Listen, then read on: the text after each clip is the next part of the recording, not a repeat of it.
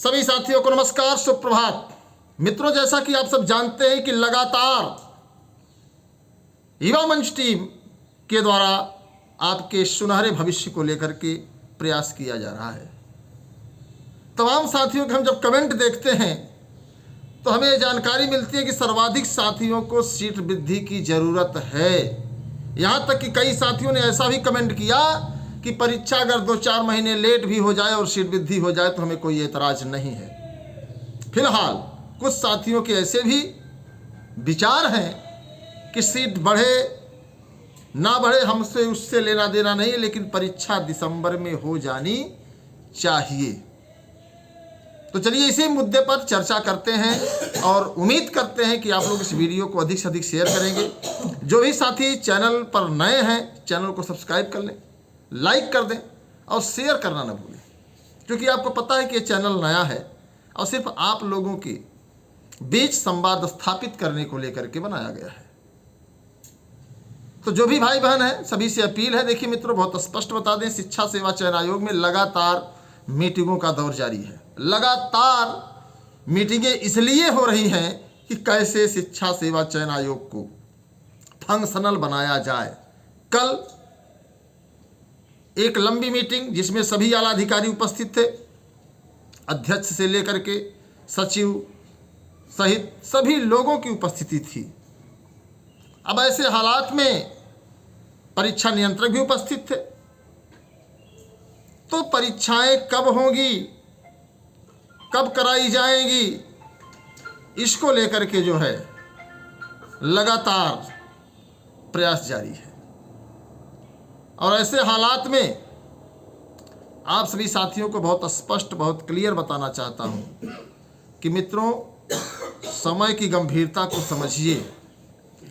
और अगर सीट नहीं बढ़ी, हालांकि सभी के मन में है कि सीट तो नहीं बढ़ेगी, तमाम कोचिंग डायरेक्टर, तमाम संचालक, तमाम यूट्यूबर्स इस बयान को दे रहे, सीट तो नहीं बढ़ेगी। लेकिन अगर आपने कोशिश की और अगर सीट बढ़ गई तो फिर आप लोग समझ सकते हैं। तो ऐसे हालात में हमारा आपका जो नैतिक कर्तव्य है, नैतिक दायित्व है कि हम आप किसी तरीके से सीट वृद्धि करा लें। कितने साथी सीट वृद्धि के सहमत में हैं, मैं उनके कमेंट का इंतजार करूंगा।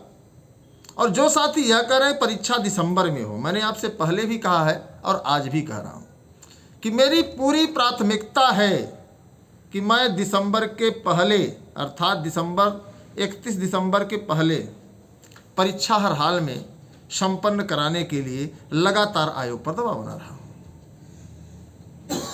प्रतीक्षा सूची के तमाम साथी लगातार फोन कर रहे हैं, चाहे 2016 के हों चाहे 2021 के हों। हमारी उस पर भी चर्चा पर चर्चा लगातार चल रही है, जिसको लेकर के मैं मजबूती से संवाद स्थापित कर रहा हूं। और इसलिए संवाद स्थापित कर रहा हूं ताकि जो हमारे साथी प्रतीक्षारत हैं उनको भी सुनहरा अवसर मिले, उनकी भी जिंदगी में एक नया मोड़ आए। इतना ही नहीं दोस्तों, LTGIC GIC प्रवक्ता को लेकर के मैं लगातार संपर्क में हूं। और संपर्क में इसलिए हूं कि ताकि प्रक्रिया जल्दी, और समाचार पत्रों में आप आज देखे भी होंगे कि किस तरीके से बताया गया कि लोक सेवा आयोग के नए जो इस समय कैलेंडर है उसमें ये भर्तियां नहीं रहेंगी। भर्तियां क्यों नहीं रहेंगी? क्योंकि मामला योग्यता हर्ता विवाद का भी हल ही नहीं हुआ है। यह अलग बात है, कुछ तथाकथित लोगों के द्वारा यह बता दिया जाता है कि समकक्ष योग्यता हर्ता विवाद समाप्त हो गया है। आप तमाम को लेकर के जो है इस तरीके से होना चाहिए, लेकिन सच्चाई यही है कि अभी समकक्ष योग्यता हर्ता विवाद पर शासन की कोई स्वीकृति नहीं प्राप्त है। इस बात को आप लोग समझिए। और सभी साथियों से अपील है कि आप इस वीडियो को दौड़ा कर शेयर करिए, चैनल को सब्सक्राइब कर लीजिए, क्योंकि बस बहुत जल्द ऐलाने जंग शुरू होने वाला है। सीट वृद्धि को लेकर, परीक्षा कराने को लेकर के, पारदर्शी चयन प्रक्रिया को लेकर के, यहाँ तक कि TGT PGT प्रतीक्षा सूची को लेकर के, और उसके बाद LTGIC GIC प्रवक्ता BEO के विज्ञापन को लेकर के। और ये लड़ाई यहीं तक नहीं रुकेगी मित्रों। जूनियर शिक्षक भर्ती को भी अब पूरा कराने का पूरा मूड हो गया है हम लोगों का। आपने एक देखा होगा मैसेज, संदेश, और जिससे तमाम चयनित साथी बेचैन हैं, परेशान हैं कि अब क्या होगा अगर सरकार ने हाथ पीछे खींच लिया तो अशासकीय सहायता प्राप्त माध्यमिक विद्यालयों की हालत खराब हो जाएगी। तो ऐसे में आप सभी बहुत स्पष्ट जानते हैं, बहुत क्लियर जानते हैं मित्रों कि शिक्षा सेवा चयन आयोग के ही माध्यम 1971 में एक नियमावली बनी थी जिसमें प्रबंधकों को एक राइट दिया गया है, अधिकार दिया गया है। और प्रबंधक चाहते हैं कि जो सरकार का अनुदान है, सरकार का जो अनुदान है उसे जो है हर हाल में वापस कर दिया जाए, ऐसा प्रबंधक भी चाहते हैं। क्योंकि प्रबंधकों को लगता है कि अब इंग्लिश मीडियम विद्यालय में ज़्यादा फायदा है और प्रदेश में अंग्रेजी शिक्षा को लेकर के लोग काफ़ी तेजी से भाग रहे हैं। अंग्रेजी शिक्षा की तरफ लोगों का झुकाव ज़्यादा है और हिंदी शिक्षा से लोगों का मोह भंग हो गया है। कल कई साथियों से बात हुई, कल हम लोग सलोरी में थे, तो सब लोगों ने यही कहा कि अंग्रेजी माध्यम का इस समय क्रेज बहुत ज़्यादा है, सभी अपने बच्चे को अंग्रेज बनाना चाहते हैं।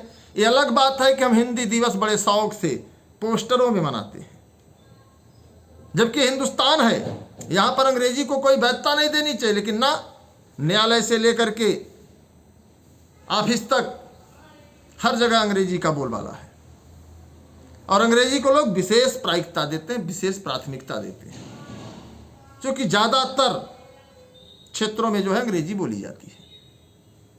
इसी को लेकर के प्राइवेट विद्यालयों में अंग्रेजी शिक्षा को लेकर के खूब धन उगाही हो रही है। और सरकार ने कहा कि मैंने राहुल गांधी के कार्यक्रम में एक बात कही थी कि प्रधानमंत्री चाहते हैं कि वन नेशन हो, वन इलेक्शन हो, और कल उसको मंजूरी भी दोस्तों मिल गई कि एक नेशन है, मतलब पूरा भारत है तो एक ही इलेक्शन होगा। विधायक सांसद का चुनाव, मतलब विधानसभा और लोकसभा का चुनाव एक साथ होगा। अब ऐसे में समझिए कि जब विधानसभा लोकसभा का चुनाव एक साथ होगा, जिसको वन नेशन वन इलेक्शन का नाम दिया गया, तो सरकार को थोड़ा सा यह भी ध्यान देना होगा कि वन एजुकेशन भी होना चाहिए, वन हेल्थ भी होना चाहिए। इस पर भी थोड़ा सा सरकार गंभीरता से विचार करे। और युवा मंच की लगातार कोशिश है, लगातार प्रयास है, बहुत स्पष्ट आप लोगों को बना दें कि जो हमारे देश में जो बड़े बड़े पूंजीपति हैं, जो बड़े बड़े धनिक हैं, धन्ना सेठ हैं, उन पर सरकार टैक्स लगाए और वित्तीय कमी का जो है रोना रोना बंद कर दे, तो ज़्यादा बेहतर होगा। ये लोग चुनाव में तो चंदा ले लेते हैं इन तमाम कारपोरेट से, लेकिन सिर्फ उससे चुनाव लड़ते हैं। तो ऐसे में आप सभी युवा मंच टीम की जो ये लड़ाई है, इससे कितने संतुष्ट हैं तो मैं नहीं जानता हूं, लेकिन कमेंट बॉक्स में आपके